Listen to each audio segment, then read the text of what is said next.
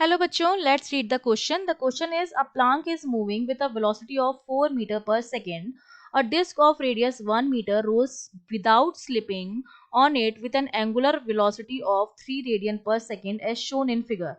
Find out the velocity of center of disc. तो हमें velocity निकालनी है डिस्क के सेंटर पर, सेंटर ऑफ मास पर हमें velocity कैलकुलेट करनी है.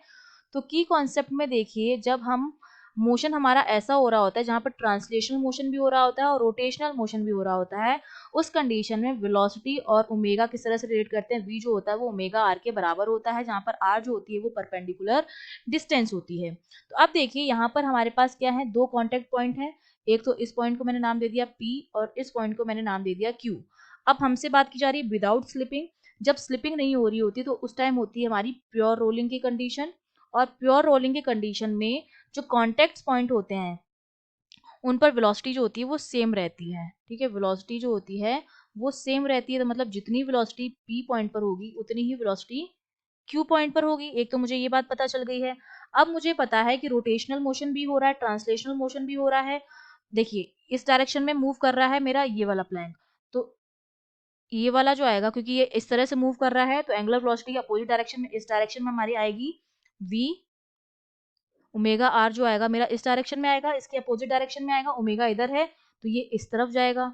ठीक है, और ये इस तरफ है.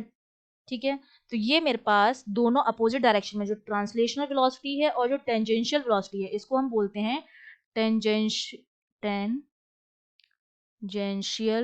वेलोसिटी. और ये मेरे पास है रोटेशनल वेलोसिटी, या मैं सॉरी ट्रांसलेशनल वेलोसिटी.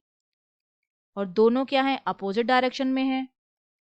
तो मैं निकाल सकती हूँ कि जो वेलोसिटी होगी एट P पॉइंट वो मेरी बराबर होगी velocity of centre of mass minus omega r के बराबर. दोनों अपोजिट डायरेक्शन में है.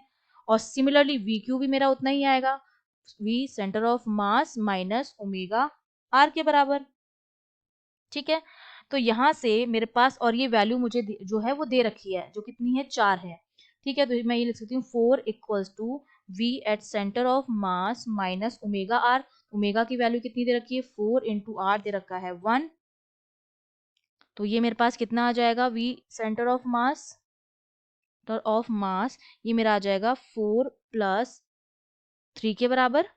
ठीक है, ये हो जाएगा ओमेगा, ये 4 है, सॉरी ये 3 वैल्यू दे रखी है. ओमेगा की वैल्यू जो है 3 रेडियन है, तो 3 इंटू 1 हो जाएगा ये.